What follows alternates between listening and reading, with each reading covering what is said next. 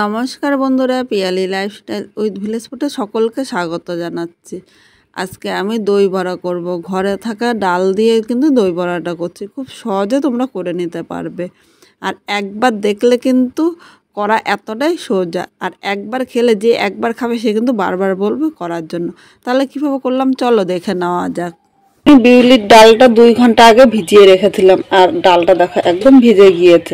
ডালটা কিন্তু ভালো করে ভিজিয়ে নিতে হবে, কারণ ভালো করে না ভিজালে ডালটা কিন্তু বাটা যাবে না। এবার আমি একটা মিক্সচারের বাটি নিয়ে নিলাম, এর মধ্যে ডালগুলো আমি নিয়ে নেব। আর জল দেবো না, যতটা পারবো আমি জল ছাড়া কিন্তু ডালগুলো বাটবো, কারণ জল দিলে ডালটা কিন্তু একদম পাতলা হয়ে যাবে। তাই আপনারা যতটা চেষ্টা করবেন জল ছাড়া বাটার জন্য। এই জায়গায় আমার একবারে হবে না, তাই অল্প অল্প করে 2বারে ডালগুলো আমি মিহি পেস্ট করে নিয়ে আসছি। বন্ধুরা এখানে ডালটা দেখো একদম মিহি বেটে নিয়ে এসেছি। দেখো এইভাবেই কিন্তু বাটতে হবে, আর এর মধ্যে যাতে দানা দানা না থাকে সেদিকে খেয়াল রাখতে হবে। এবার এখানে একটা পাত্র নিয়ে নিলাম, এর মধ্যে ডাল বাটাগুলো আমি নিয়ে নেব। এভাবে চামচ দিয়ে ডাল বাটাগুলো পরিষ্কার করে নিতে হবে। সব বাটাগুলো নিয়ে নিয়েছি। এবার একইভাবে বাকি যে ডালগুলো আছে সেই ডালগুলো কিন্তু বেটে নিতে হবে। আর দেখো আমি কিন্তু জল দিইনি, জল ছাড়া বেটেছি। এইভাবেই কিন্তু তোমরা জল ছাড়া বাটবে, কারণ জল দিলে কিন্তু পাতলা হয়ে যাবে। বন্ধুরা এখানে সব ডাল বাটাগুলো হয়ে গিয়েছে। এবার এর মধ্যে আমি নিয়ে নিলাম।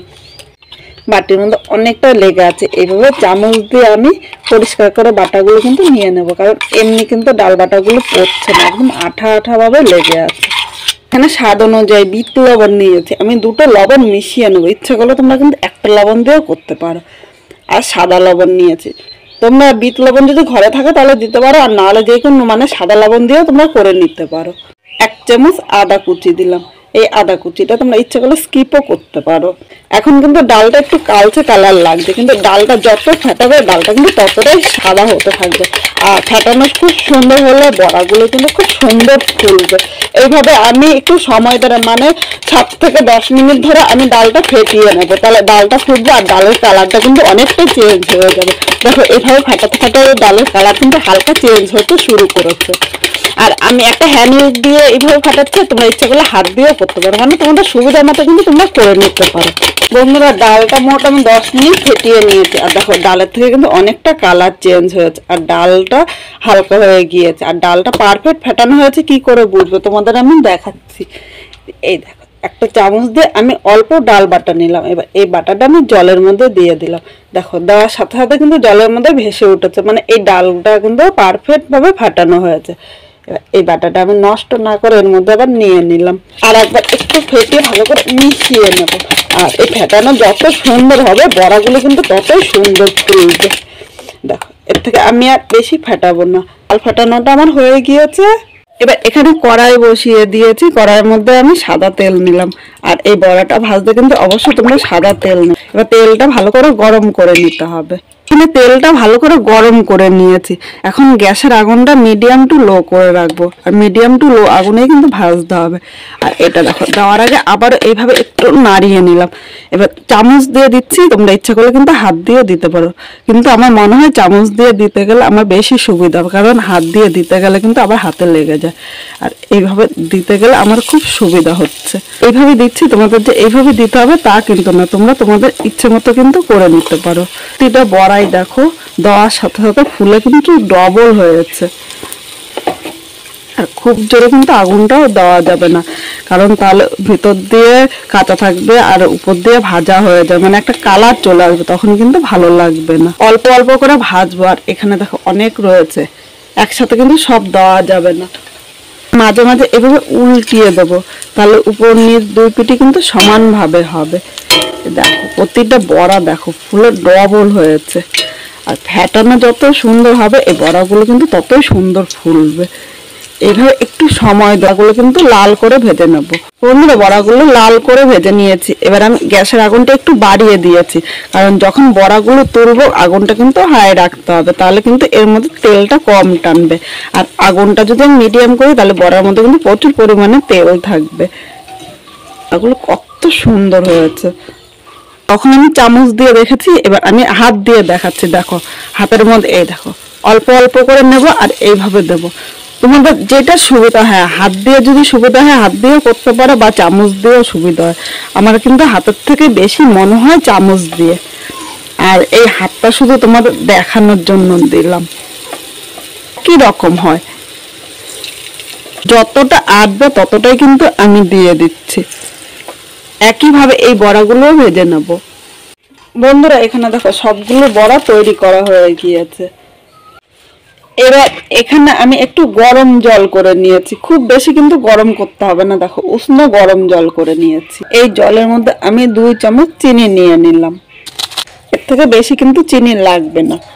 1 চামচ লবণ নিয়েছি। এখন এই চিনি ও লবণটা জলের সাথে ভালো করে নেড়ে চেড়ে মিশিয়ে নিতে হবে।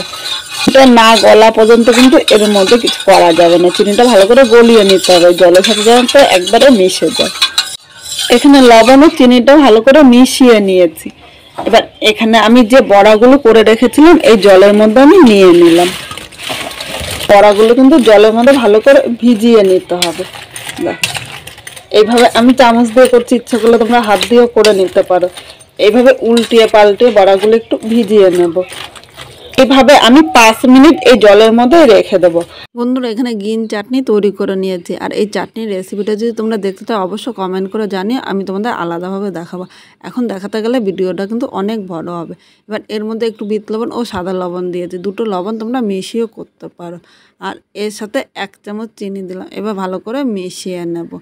এই চাটনির রেসিপিটা কিন্তু আমার ভিডিওতে দেওয়া আছে, অবশ্য তোমরা কিন্তু দেখে নিতে পারো। তৈরি হয়ে গেল আমার গ্রিন চাটনি। এবার চলো আমি তেঁতুলের চাটনিটা তৈরি করে নেব। আর একটা কড়াই বসিয়ে দিয়েছি, এর মধ্যে তেঁতুলের কাঠটা আমি নিয়ে নিলাম। আর বাটিতে অনেকটা তেঁতুলের কাঠ লেগে আছে। বাটিটা ধুয়ে সামান্য জল দিলাম। এখানে আমি 1/2 চামচ বিট লবণ দিয়ে দিলাম। 1/2 চামচ সাদা লবণ নিলাম। তোমরা ইচ্ছে করলে শুধু সাদা লবণ বা বিট লবণ দিয়েও করতে পারো, কিন্তু দুটো লবণ দিয়ে মিশিয়ে করলে দারুণ লাগে খেতে। আমি 1/2 বাটি মানে 150 গ্রাম চিনি নিলাম। তোমরা মিষ্টি যেরকম খাবে সেই হিসাবে চিনিটা নিয়ে নেবে। সবকিছু নেড়ে চেড়ে মিশিয়ে আমি 5 মিনিট জাল দিয়ে নেবো, তাহলে চিনিটা কিন্তু গলে যাবে। এভাবে আমি 5 বার তেঁতুলটা উতলিয়ে নেবো, তাহলে তেঁতুলের চাটনিটা কিন্তু একদম তৈরি হয়ে যাবে। আর মাঝে সাঝে এরকম একটু নাড়িয়ে নিতে হবে, নাহলে কিন্তু নিচে দিয়ে লেগে যেতে পারে। এখানে তেঁতুলের চাটনিটা তৈরি হয়ে গিয়েছে। এবার আমি নামিয়ে নেবো। এবার এখানে আর একটা বড় বাটি নিলাম। আর এখানে টক দই পাতা ছিল। এই টক দইটা কিন্তু আমার বাড়িতেই পাতা। তোমরা যদি দেখতে চাও কিভাবে টক দই পাতা অবশ্যই কমেন্ট করে জানিও, তোমাদের সাথে কিন্তু আমি শেয়ার করব। এবার এই দইটা আমি এর মধ্যে নিয়ে নিলাম। এবার এই দইয়ের মধ্যে আমি বিট লবণ নিয়ে নিলাম, সাদা লবণ, দুটো লবণ মিশ্রণে কিন্তু আমি করছি সবকিছু। সাথে 1 চামচ চিনি নিলাম।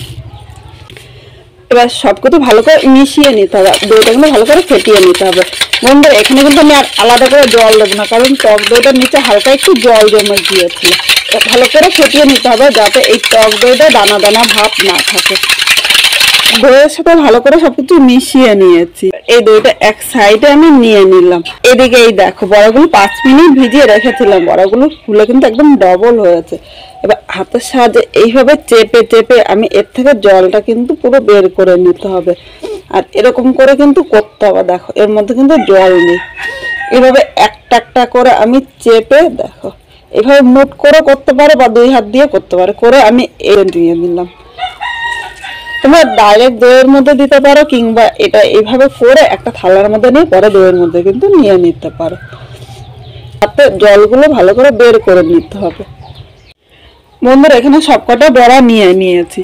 এবার একটা চামচের সাথে দইয়ের সাথে বড়াগুলো কিন্তু একটু মিশিয়ে নিতে হবে। আর একটু সাবধানে মেশাবেন, নাহলে কিন্তু এই বড়াগুলো ভেঙে যেতে পারে। দইয়ের সাথে সবকটা বড়া মিশিয়ে নিয়েছি। এবার এইভাবে 5 মিনিট রেখে দেবো, তাহলে কিন্তু দইটা এর মধ্যে ঢুকে যাবে।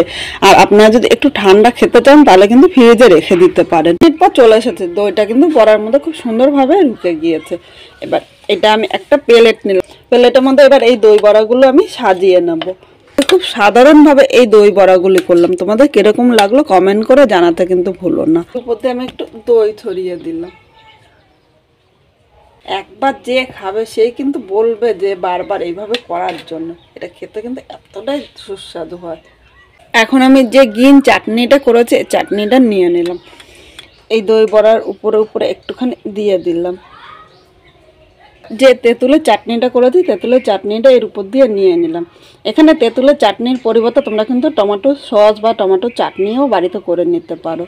আমার কাছে বেশি মনে হয় তেঁতুলের চাটনি দিয়ে খেতেই বেশি ভালো লাগে। আমি অল্প অল্প করে দেখো ঝুরি ভাজা ছড়িয়ে দিলাম।